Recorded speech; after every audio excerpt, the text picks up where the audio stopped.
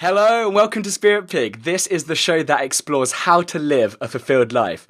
I'm Duncan CJ and today I'm speaking with Bruce Lipton Ph.D. Bruce is an internationally recognised leader in new biology and the bridging of science and spirit. His pioneering research on cloned stem cells presaged the revolutionary field of epigenetics, the new science of how environment and perception control one's genes. Bruce was on the faculty of the University of Wisconsin's School of Medicine and later performed groundbreaking research at Stanford University. He's the best-selling author of The Biology of Belief and received the 2009 prestigious Goi Peace Award in honour of his scientific contribution to world harmony. Bruce, welcome. This is round two. It's almost round three, and I've got to put my hands up. I'm responsible for all the muck-ups before. We had technology issues, we had all the issues under the sun, and you have been so patient and you've given me another chance. Timing is set by the universe. No arguments, just go along with the flow, and here we are. Yeah, going with the flow is very important because when you resist the flow, that's when the heat happens. Resistance is heat. It's like back off, no resistance. Well, I appreciate it. I really appreciate it. Now,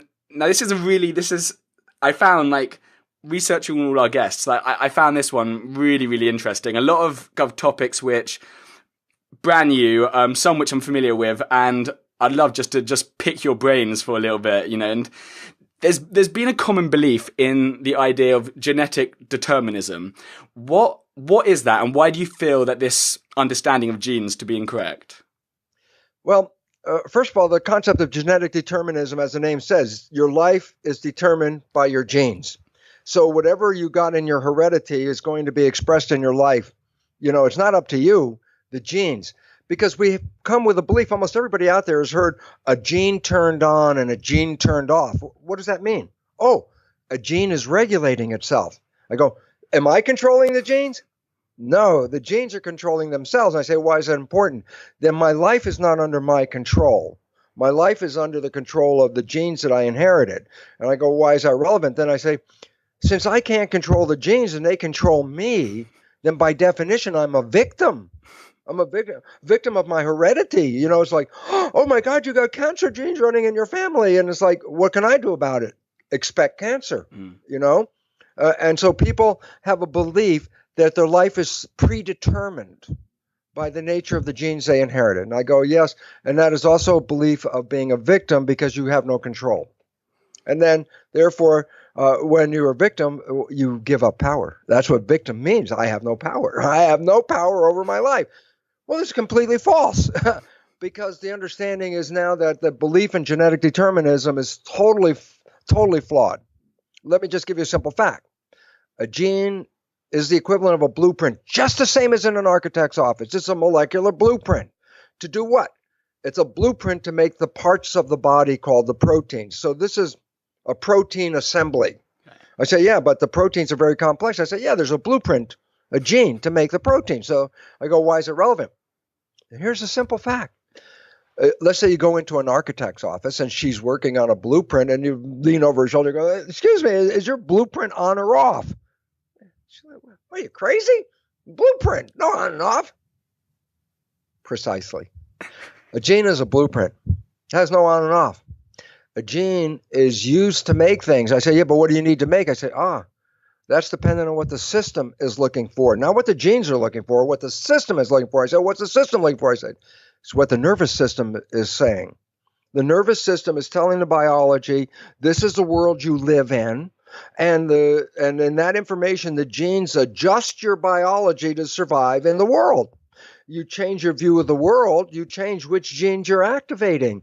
And why is this relevant? Because the fact is this, a gene has no on and off. A gene is controlled by the mind. And this is called epigenetics. And you say, well, it sounds like genetics. I go, no, the new science, epigenetics is profoundly different. Point, just simple. Old science, genetic control. Oh, control by genes. New science, epigenetic control. I go, that's not the same thing. I go, no.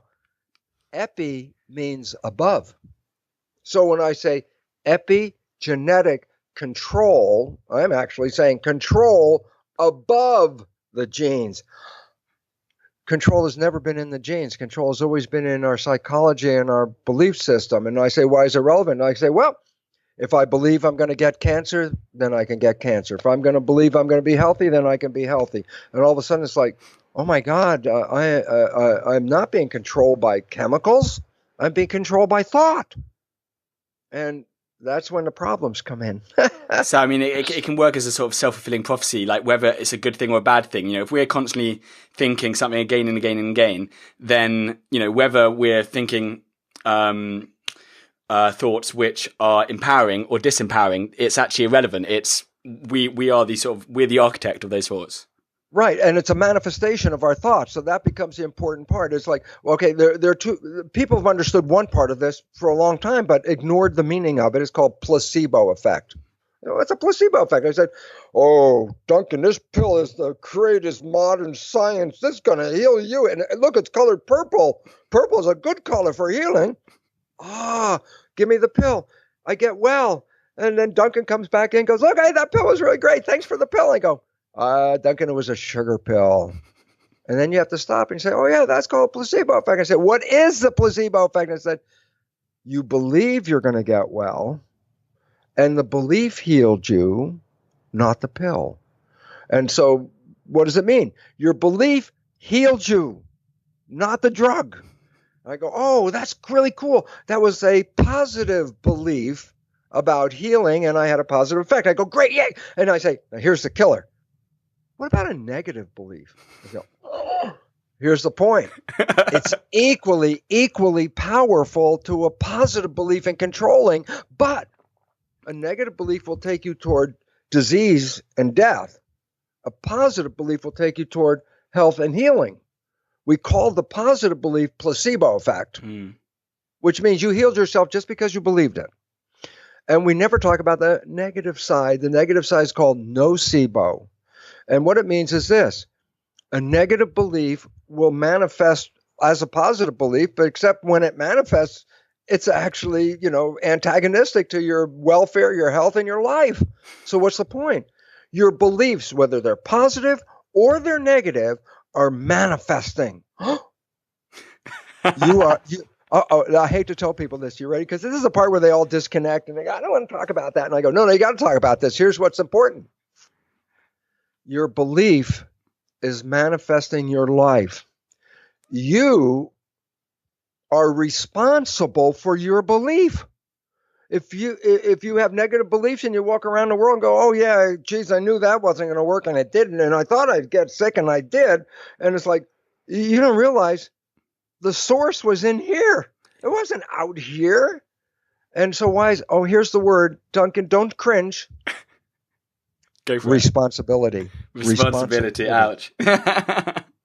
People don't want to hear that because we've been programmed to be not responsible. Oh, your life is controlled by genes. Oh, bacteria and viruses are running your life, and you're, a wimp, and you have no, you're vulnerable and you're frail.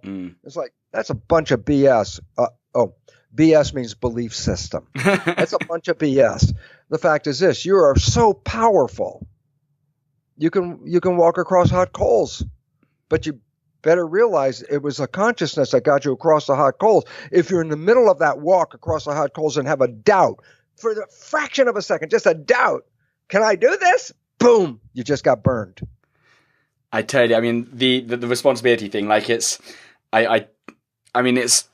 when you first realize that, oh shit, like life doesn't happen to you, like, you are responsible, then at first it can seem this sort of scary, overwhelming, like, oh shit. But then actually, once you get past that, it's one of the most empowering things to realize. It's like, okay, wait a sec, like I'm in control of my life. Whatever I like, whatever I don't like, I've got the power to change it. So you take you away from victim. It takes you away from, there's nothing I can do. And it's one of the most exciting things to realize once you get over that initial fear. Yeah, and it's really very simple mechanistically. So I don't want people to think, oh, we're talking so new agey. Yeah. That's why I love it. It's like Ph.D. It's science. It's Wisconsin University, Stanford. It's like, okay, this is official stuff. This is what I love getting on doctors. Let me, if I can, in about like 3 minutes, I can put this all together to make an understanding so that we can go from there. And the idea is this: about 40 years ago, I was cloning stem cells. Stem cells are embryonic cells. They could become anything. So I have a tissue culture dish. I put one stem cell in it, just one. But it divides every 10 hours. So first there's one cell, then there's two, then there's four, then there's 8, 6. Oh, it's doubling every 10 hours. At the end of a week, I got about like 50,000 cells in the Petri dish. But here's the point. They all came from one parent. What's the point? There are 50,000 genetically identical cells. That's what cloning is.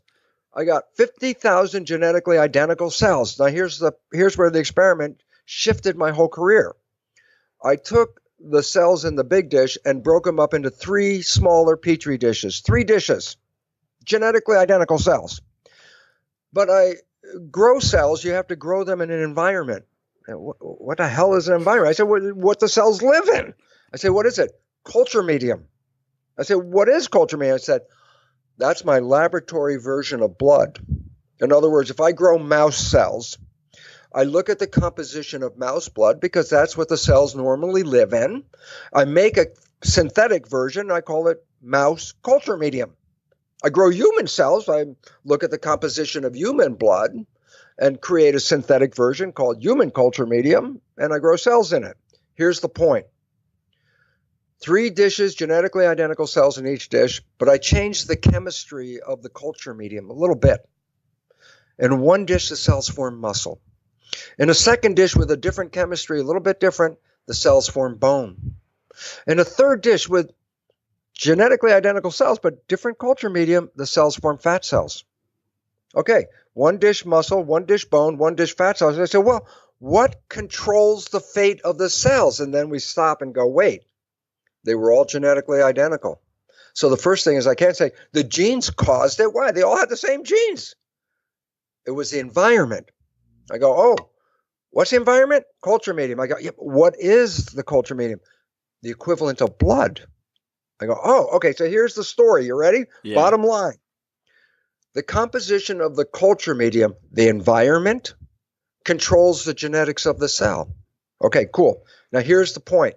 Okay, and exciting, Duncan. I'm ready for it. I'm excited. When you look in the mirror and see yourself, that handsome Duncan, looking back, hey, I'm Duncan. I say you see one organism, but the fact that's a misperception because the fact is you're made out of 50 trillion cells. The cells are the living organism. You, Duncan, Bruce, whatever, is a name for a community of 50 trillion cells. That's the name of the community because you are a collection of 50 trillion cells. I go, here comes the simple understanding of life now. We are skin-covered Petri dishes. We got 50 trillion cells under the skin. I go, yeah, and you have culture medium? Yep. Blood. I go, and what about the nature of culture medium and cells? The chemical composition of the culture medium controls the fate of the cells. And I go, well, wait, the chemical composition of my blood is controlling my cells. And I go, yeah. Now we're finally closing down. What controls the chemical composition of your blood? The brain. The brain is the chemist. I say, what does that mean? I say, well, here's the point. The mind has pictures. Could be a good picture, could be a bad picture. It has a picture. I say, what does the brain do? It translates the picture into chemistry that matches the picture. So if I have a picture of love in my brain, if I have a picture of love, my brain takes that picture, converts it into chemistry that includes like dopamine, pleasure. Yeah, being in love, I get pleasure. Where'd that come from? I say, dopamine in the blood gave me pleasure. I say, what else? Oxytocin.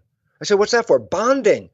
Bond to the one that's giving you pleasure. So my brain is releasing pleasure, dopamine, oxytocin for bonding. It releases growth hormone. Why?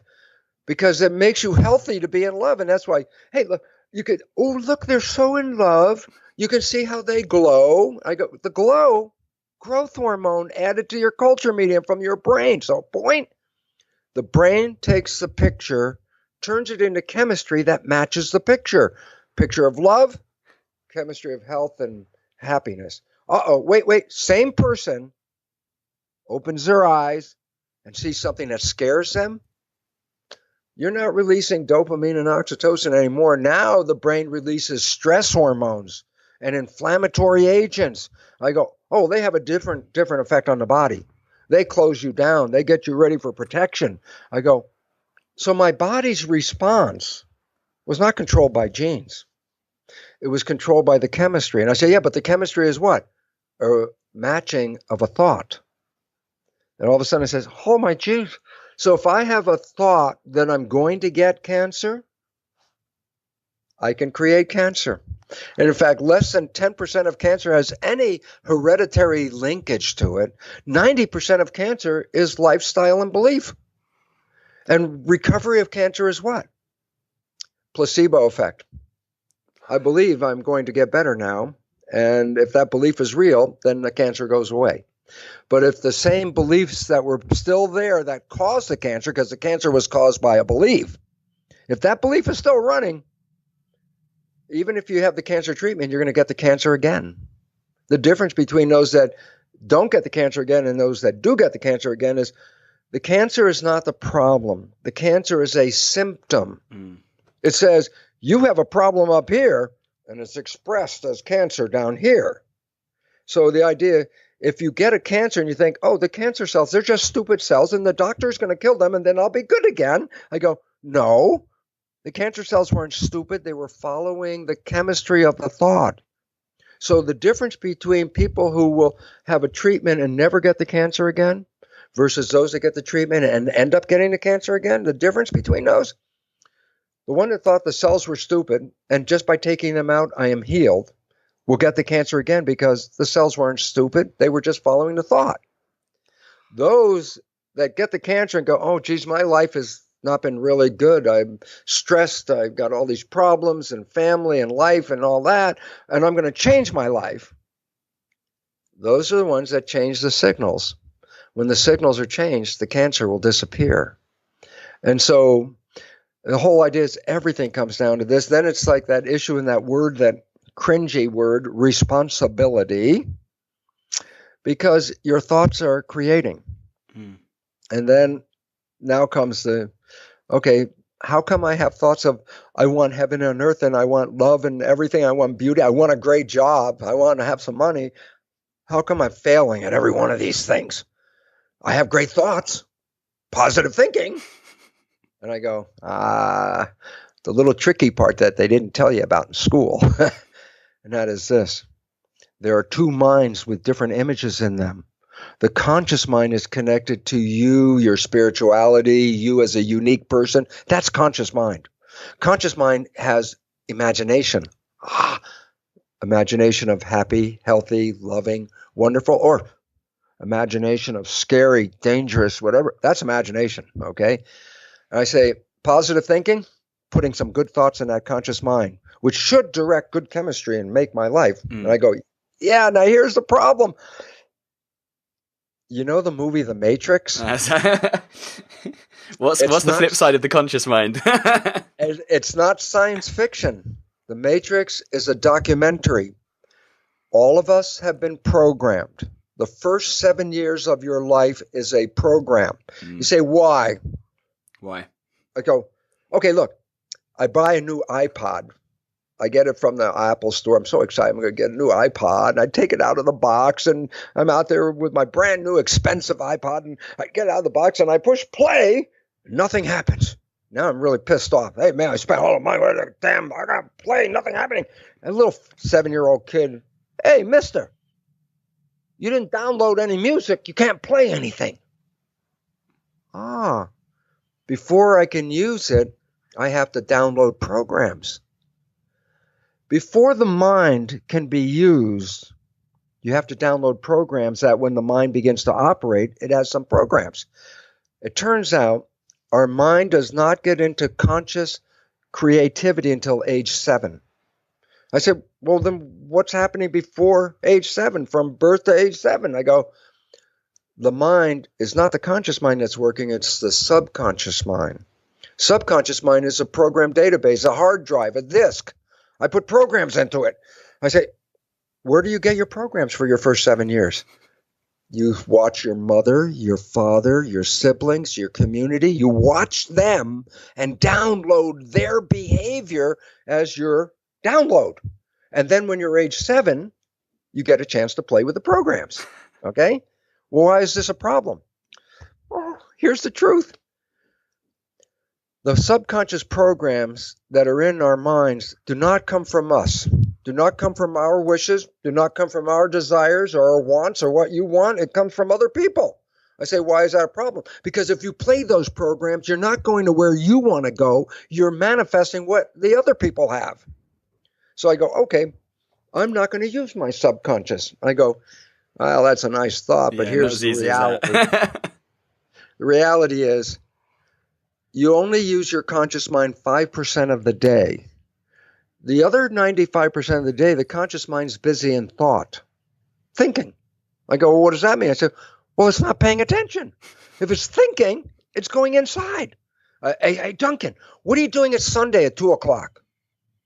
If you answer, go ahead, answer the question. Sunday at 2 o'clock, I will be at a Christmas party with some school friends.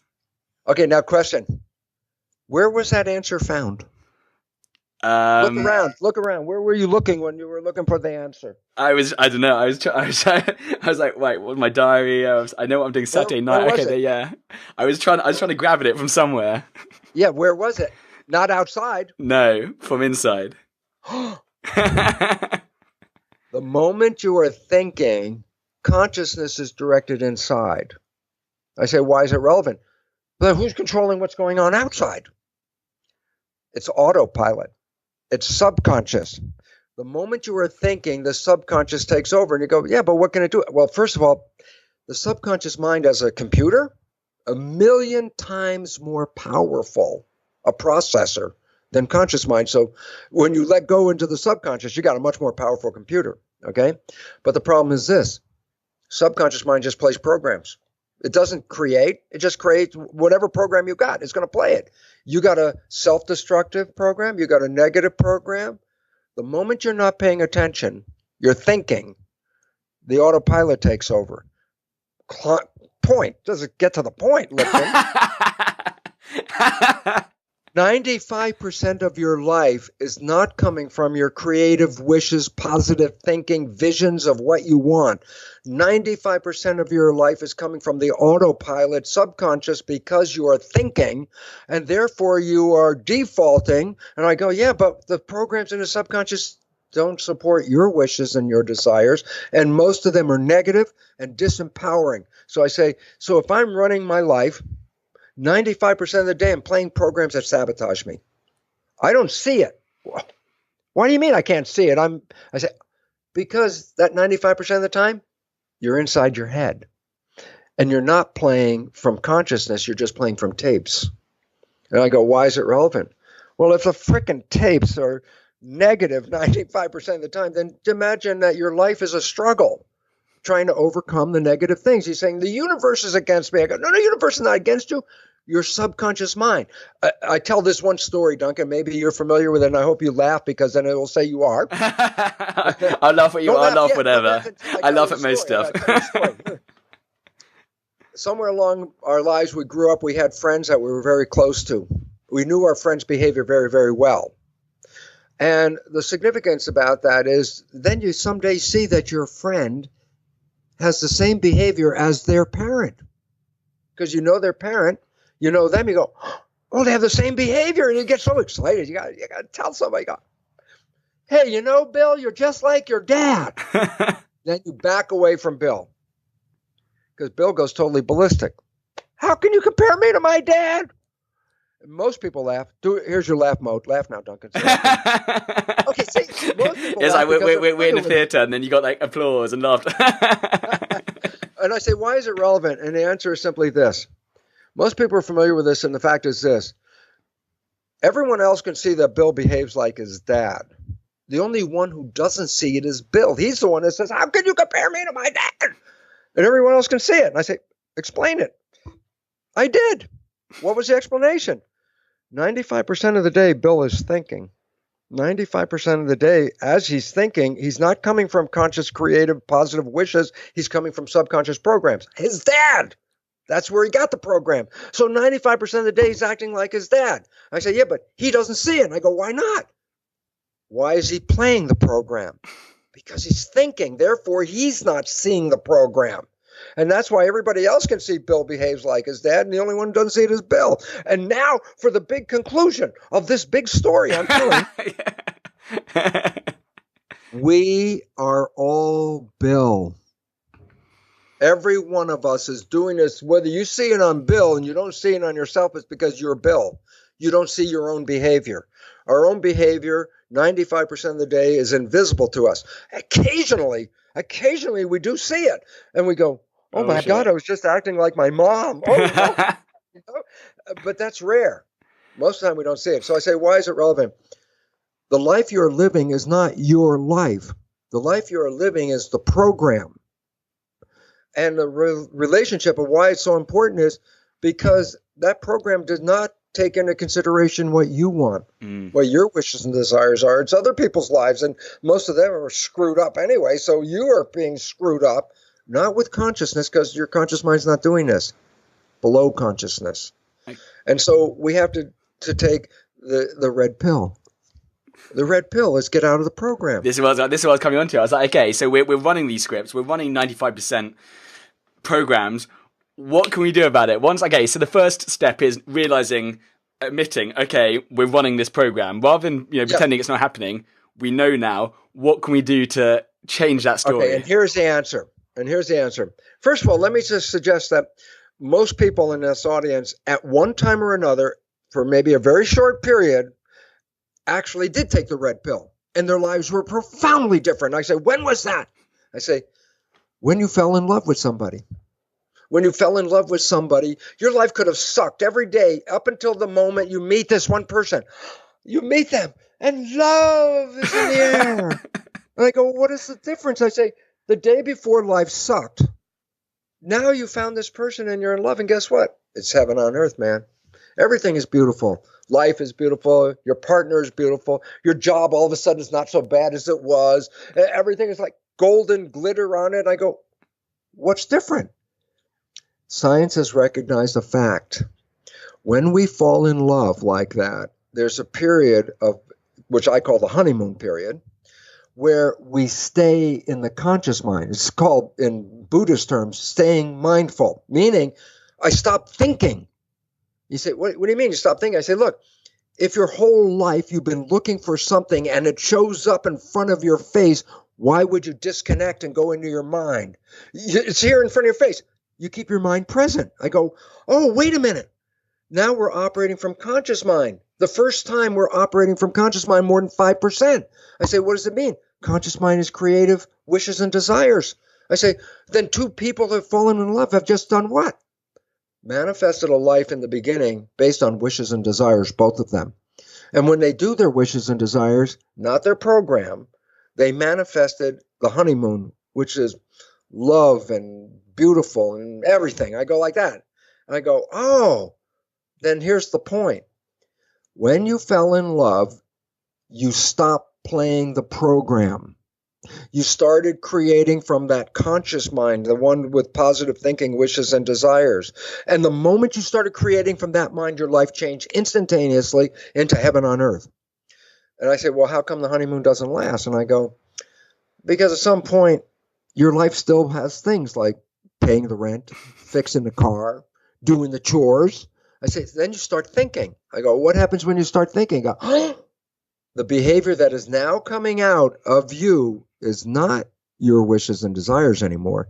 It's now your parents and your family and their behavior. And the media. And if their behavior wasn't that good, yeah, guess what? You've thrown a monkey wrench into the relationship because now you're playing behavior. You didn't play this during the honeymoon.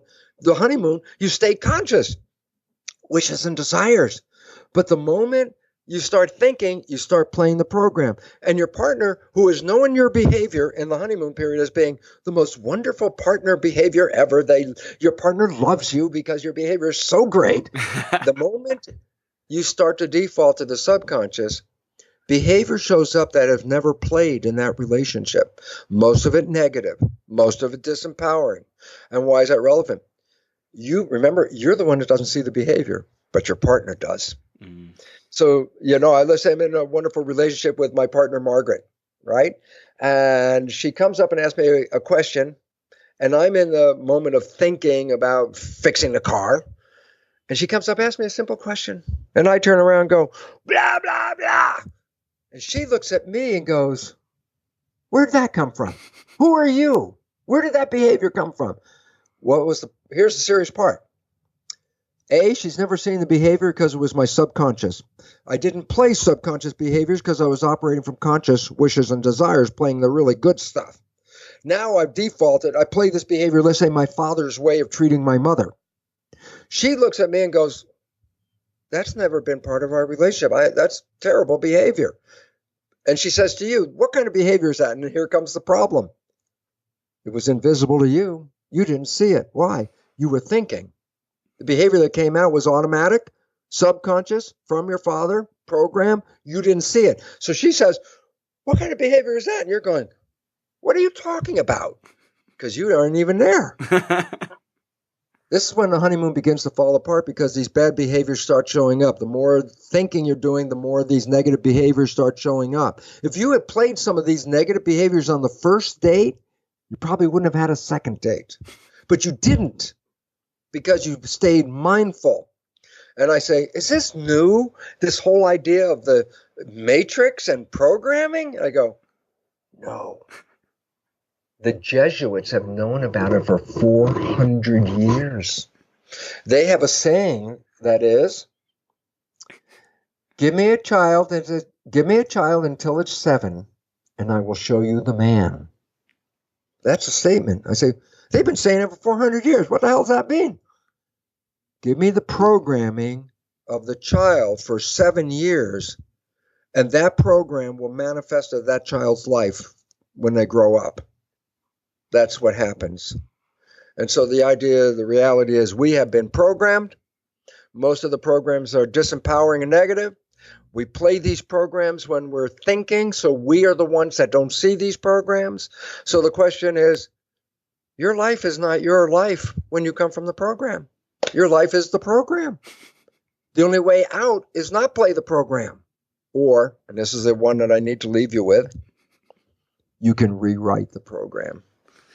But you got to know about I was hoping. So, Duncan, I say, so what's your program? And you go, well, I was programmed when I was 0 and when I was 1 and when I was 2, I was being programmed. I don't know what those programs are because I really wasn't there. Yeah. I go, we're like a sponge and we're just taking in. Soaked it in. Yeah. No consciousness. Consciousness didn't kick in until around age 7. Mm. So the idea was it was just downloading for 7 years, programs, behavior to get off the ground. So here's the issue. You don't know what your programs are because you were not conscious when they were going in. And then you go, oh, woe is me. I don't know what my program is. And I go, no. This is the beautiful part. 95% of your life is coming from the default subconscious programs.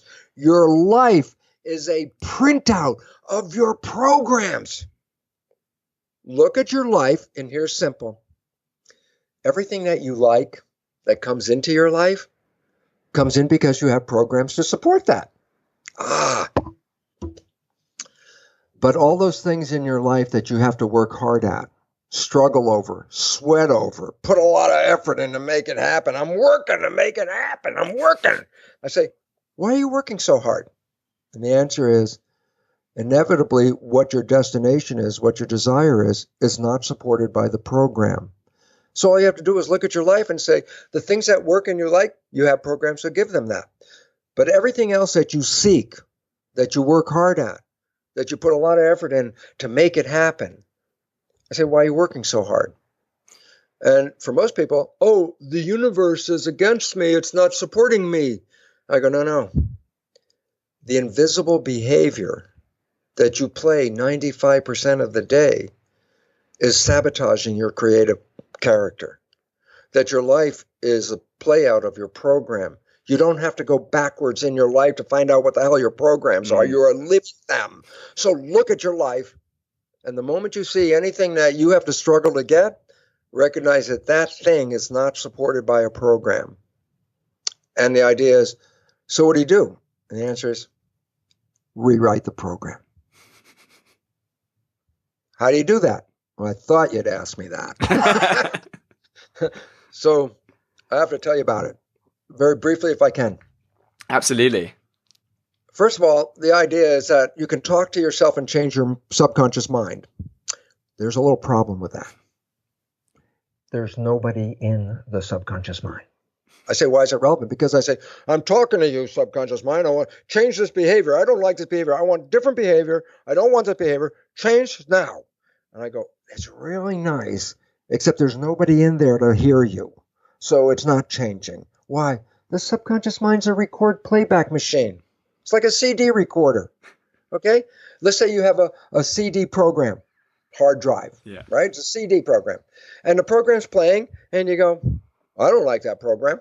So you go up to the CD player and you go, play something different. I don't like this program. Play something different. I don't want this program. Play it different.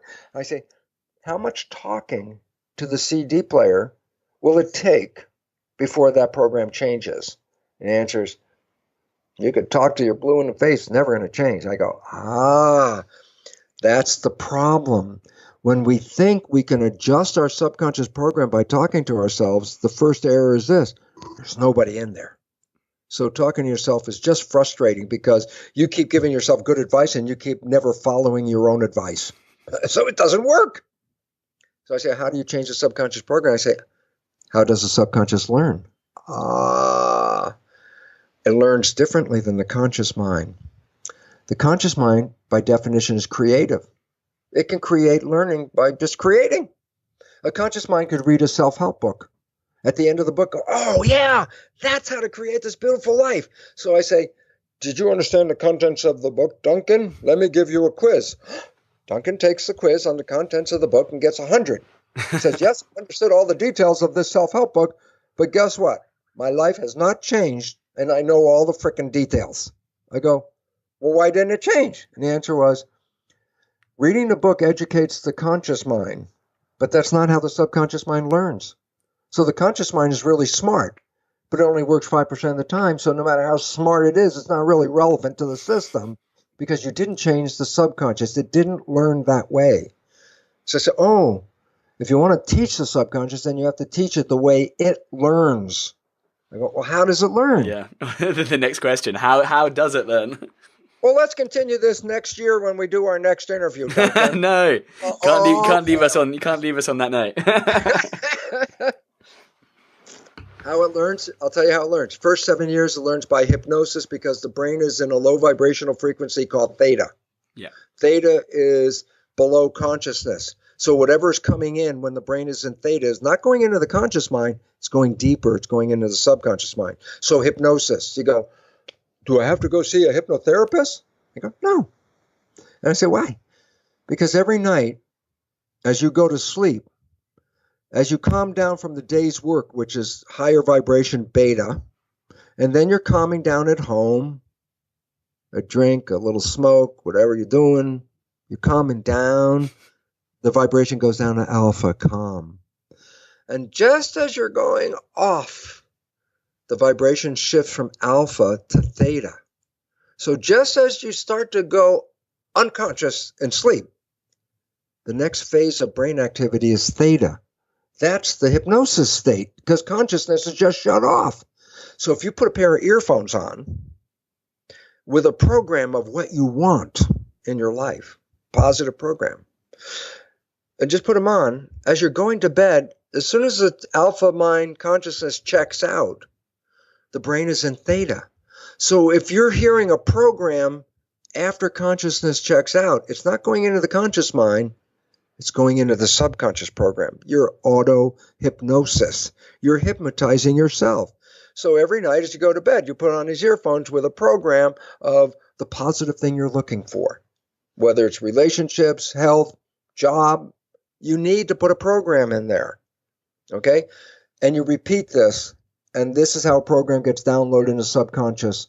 And then after that, guess what? Then 95% of the day, you're operating from a new program, the one that gives you the power. Okay.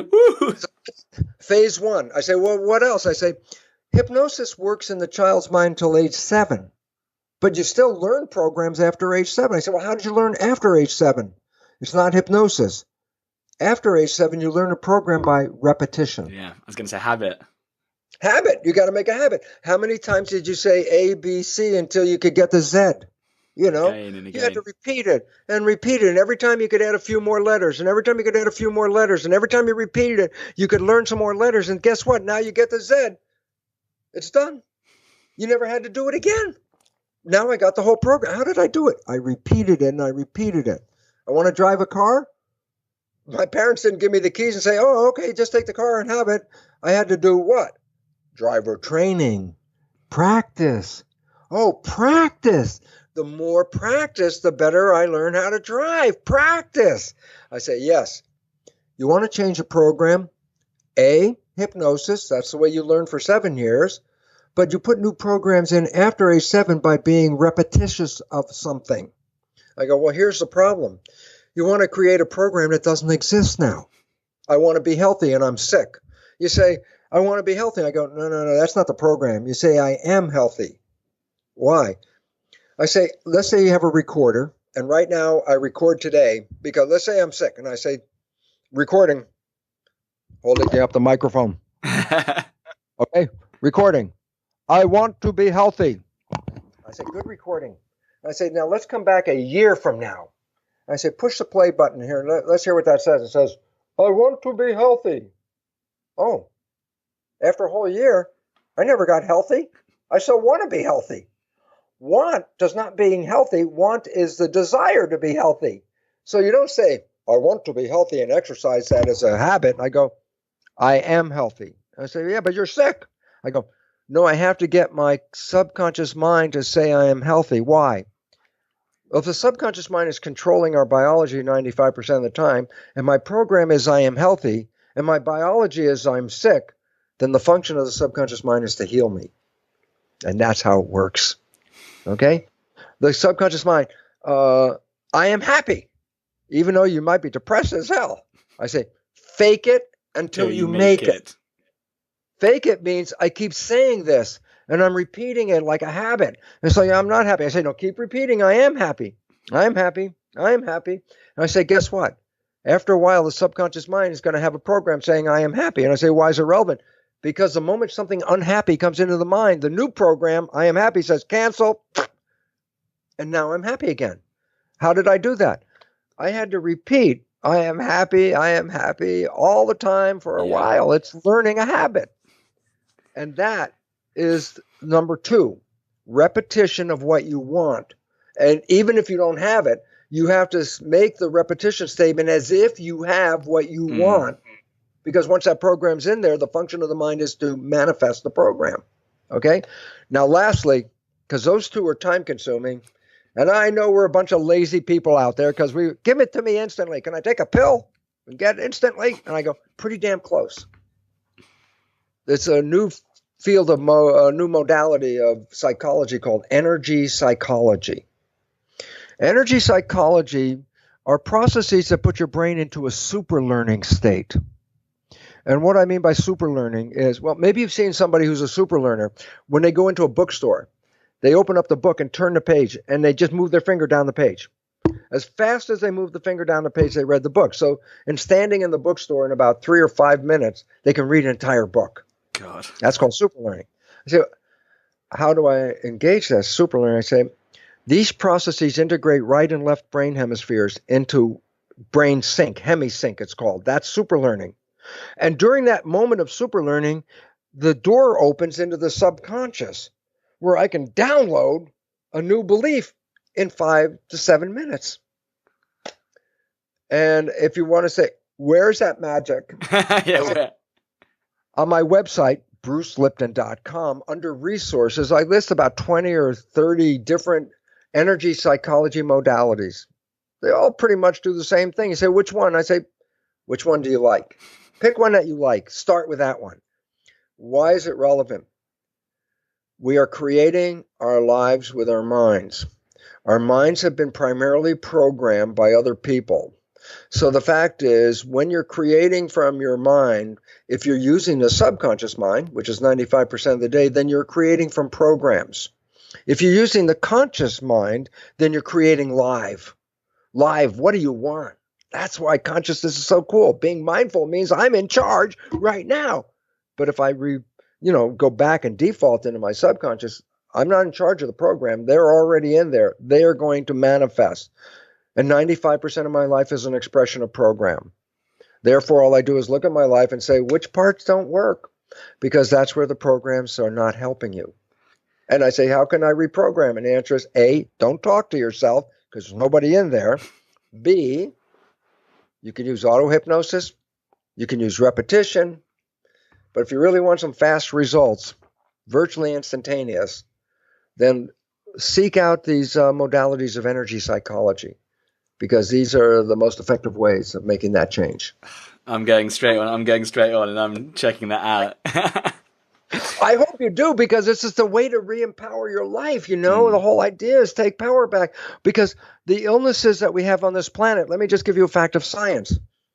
Less than 1% of illness on this planet is due to genetics. Less than 1%. That means 90+% of illness on this planet has nothing to do with your biology, but everything to do with your consciousness, which is the control of your genetics, epigenetics, consciousness.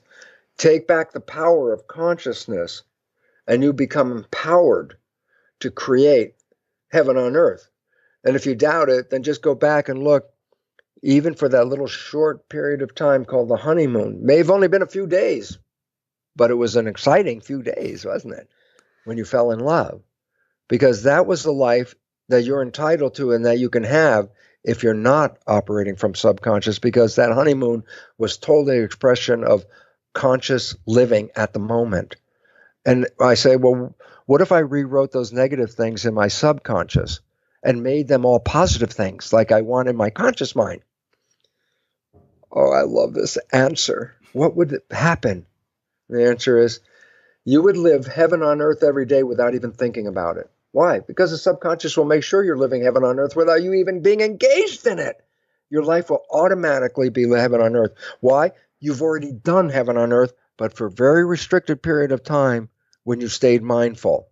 If you rewrite the subconscious so that your negative programs, the ones that you can see from the printout of your life, are replaced with positive ones, heaven on earth is an everyday reality with no effort. No effort. Subconscious will make sure, without you even consciously being involved, that you will experience heaven on earth. And that is the way to fly, baby.